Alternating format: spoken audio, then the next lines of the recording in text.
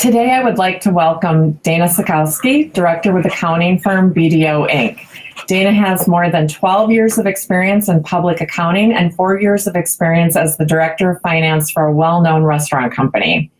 Prior to joining BDO, she served as an Associate Director at a large regional accounting firm where she specialized in providing tax, assurance, and financial consulting services to clients in the restaurant industry. As a result of her diverse experience, Dana is able to advise clients on issues related to policies, procedures, and growth strategies. Dana, it's great to see you. We are so excited to have you here. Thank you so much, Mary Jo. It's so great to be back. Today, I thought I would ask you about some of your thoughts on what you're seeing in regards to some of the key issues out there. I know you talk to so many restaurant leaders during the course of a day. How about you start us off with telling us about PPP forgiveness versus employee retention credit? What's happening there? Yeah, so we're seeing a lot of our clients and friends in the industry are just very confused about what's going on. So at BDO, we actually developed an entire team available to help those. We know that we originally thought we were going to take all payroll and apply that to the PPP, but now with the employee retention credit, there might be some smarter ways to be doing this, maybe by thinking about who you paid your health insurance to, when you paid it, if those people were working. And again, it's really just a matter of trying to strategically think about what could go into PPP versus the employee retention credit to maximize the benefit to your restaurant group. Mm-hmm. What are people saying about it? Are they having a hard time with trying to figure this out? Is it complicated? It's not that it's complicated, but it's very tedious. So what's happening is people are reading the rules, they think they understand it, and then they're finding out as they're having more conversations, it's just getting a little bit confusing. So again, I think that this is when it's really a good time to stop and step back, and whoever your professional service providers are, this is really a time to take advantage of them because there is a lot of money on the table, and you want to make sure you're really taking advantage of everything the government is offering to you.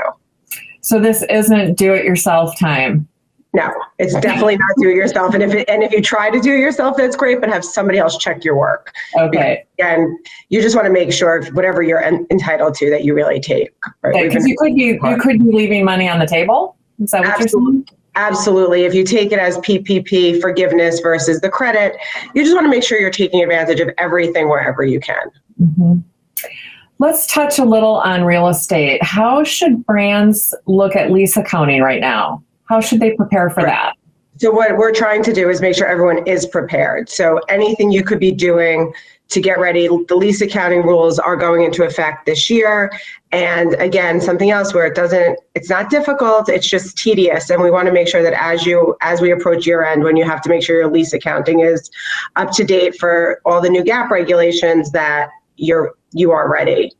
And I think on the subject of real estate, it's also, we're having a lot of conversations with people, not only on the lease side, but also what are they doing as far as their real estate goes from where you were a year ago or 2 years ago? And how are you looking at your real estate going forward? So I know a lot of our clients who are very urban focused have now transferred to go into suburban markets. And we're seeing a lot of people who had great leases who had to close because they just couldn't survive the pandemic. What are they doing and how are they finding new people to take over their leases? Or how are the brands that really did well who are looking to grow, how are they finding those really good leases? There's going to be a lot of change coming up, I think, and a lot of opportunities in the real estate area, don't you think? I think there's going to be so many changes and so many opportunities. Unfortunately, between retail and restaurant, there's been so many closures. And I guess in trying to be positive, the way to look at it is there's going to be some great opportunities and there's going to be some great new brands out there and some great ideas of just new ways people are going to do things. And there's going to be these really prime real estate spaces for someone to come in and take over. Mm-hmm.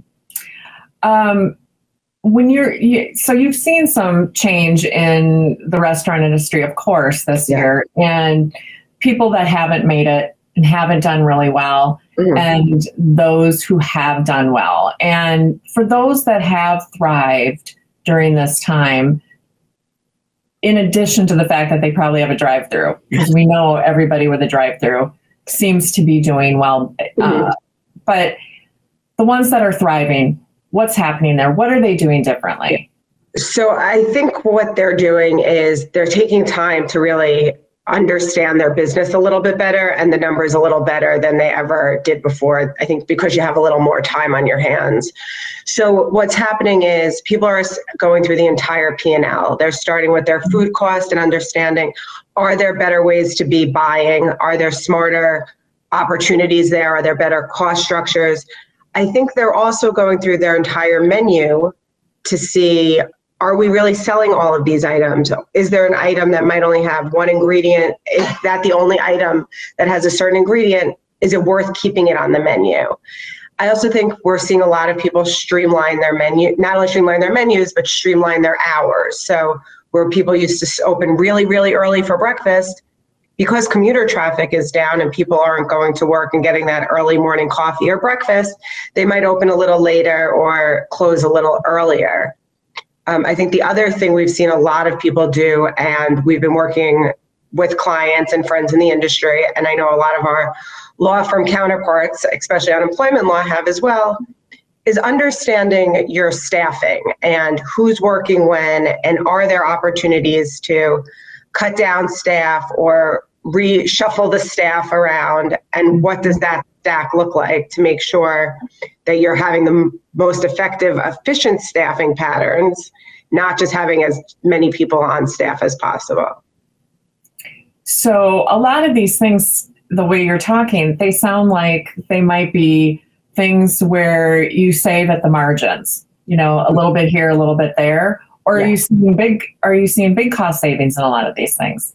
I think it's a lot of little things. I think with the close, and I think a lot of them are going to stay. I think that people who closed a dining room, I don't know, even if they can reopen at 100%, are they going to? Are you going to put back the soda fountain, even if you can, not only for health and safety, but also the lack of not having the extra refill and not having the person who needs to clean it up. And I think that I think that some of these changes that seem temporary might end up being permanent.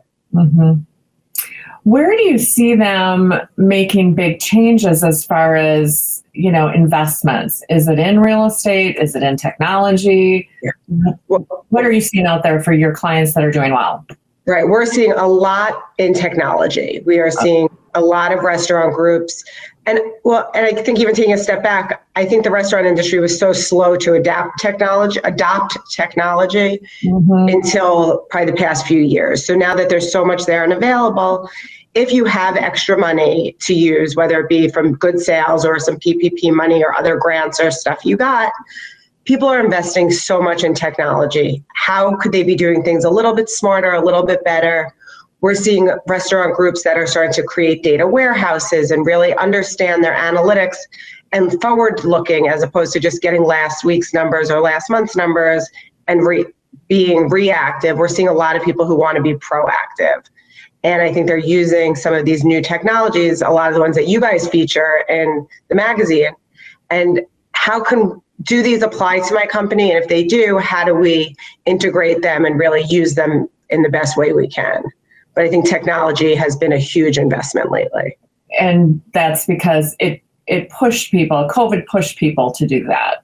Oh, absolutely. I think it pushed people to do it because just life, but also the people who had extra money where they want, and they knew they wanted to spend it. They were really, where else were at this point, what else were you spending it on that you had on the list for all these years? Oh, when we have money to do it, or when we have the time to do it. Now you actually, if you had the time and the money, this was the perfect opportunity to really do that.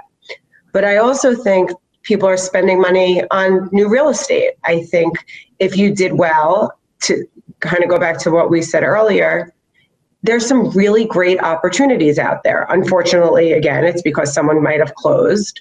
But if you have the capital and you want to grow, we're seeing a lot of clients reaching out to us, asking us if we know people closing in certain markets to let them know that they are looking for new leases and they are looking to expand their business. Are you seeing, you know, I don't know if you have your finger on this, but is it suburban? Are are they relocating to suburban locations, or are they urban locations? How's that going? We're seeing a lot of brands that were typically in the urban markets exploring suburbs. They're going to where their customer was. So in Manhattan, for example, if all of your customers came from Westchester and North Jersey or Connecticut, and now they're not coming into work anymore, they still want your brand and they're still going to go get it. So if you could bring your brand to them, we are seeing a lot more expansion into suburban markets than ever before. And people who said that they're never going to leave the island of Manhattan have definitely left, both personally and professionally. Yeah, famous last words, right? We're never going to do something. And COVID has made us all rethink a lot of those sentences that we've said in the past.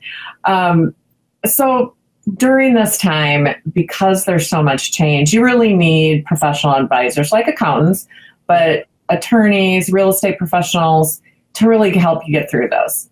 Yeah, and I think that's kind of what I said a little bit earlier with how are people saving money by fixing their employment group, making sure that they have the right employees at the right place at the right time. Make sure you're working with your employment attorney, because you want to make sure if you have your managers doing something because they're salaried, that they really should be doing it. I also think this is a great opportunity, again, if you have the time and you have some resources, to really go through all of your employment paperwork and make sure that all the forms that need to be signed are signed and all the T's are crossed and I's are dotted, because after this, you want to make sure that you're starting up again in the best possible way. And I think that there are going to be, unfortunately, people who come out of the woodwork that might have a problem or a complaint, and you want to make sure that you're ready for it. So again, if you have the HR technology, your HR resources, work with your attorneys. And the real estate stuff, I think the same like we were saying before, if you're looking to grow and you want to expand, make sure you're working with the smart real estate professionals, because they're the ones who have the pulse on what's going on in their markets. They have the boots on the ground. They know, exactly. and they have, I've talked to a lot of real estate professionals, that they know what's going on in those markets, and they also know when real estate's going to be available before it becomes public knowledge a lot of times. Yeah, exactly. So it's really great to have those people in your corner. On a personal note, I have seen you very active on social media and having fun out there, tagging restaurants. Tell me a little bit about what you're doing there. I know you're trying to support the restaurant industry and individual restaurants. Absolutely. And before I could take any credit for any of this, I do want to shout out to Helen Lau and Step Up to the Table and what she's done. And I'm only really trying as much as I can to support her and her cause and what they've been doing in the industry. It's a charity that was created to help the restaurants in two ways. Go out, buy gift cards, support your local restaurants so that they have a little extra money in their pocket up front. And then you give the gift card to a friend or maybe someone who works with you or for you or someone else in the industry, and let them go and enjoy a restaurant that they might not have ever had a chance to try or just not known about. And it's really just the idea of getting money into the restaurant industry, keeping it in the industry, and really supporting our friends out there. I think every little bit counts. I know I've made a commitment to every time I'm going out to eat, even if it's a $20 gift card, just to take something else out of the restaurant with me. It's just, I think we all need it. And it's the only way we're going to get back to any sense of community and normalcy is if we continue to go out to eat. And it feels good. And it feels great. And it feels good. It feels good to do something or actually do something to help somebody. Yes, for sure. Right. Well, Dana, thank you so much for being with us. We are so glad you could be here today and you made time for us. Thank you so much. We really appreciate it. Thank you for having me. And I hope we see each other in real life soon. We will. I know we will. It's coming. It's coming. Thank you, Dana. And for our audience members, we have listed Dana's contact information if you would like to follow up with any questions for her. I know she'd be glad to help you with those. Thanks again for joining us.